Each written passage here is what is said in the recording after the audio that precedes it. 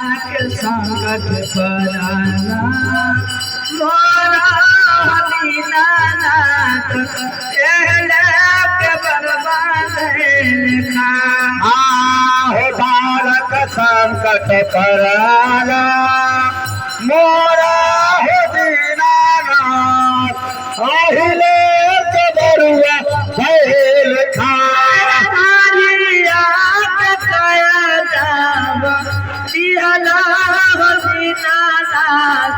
हंसते खेलत घर जाए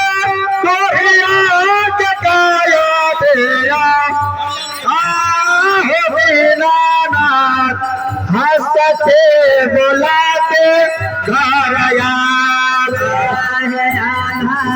के दिहला हो दीना देखते बनाते घर जाए हो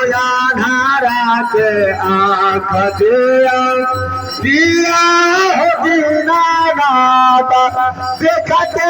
बोलते घर यार बाजे न के पूरी जा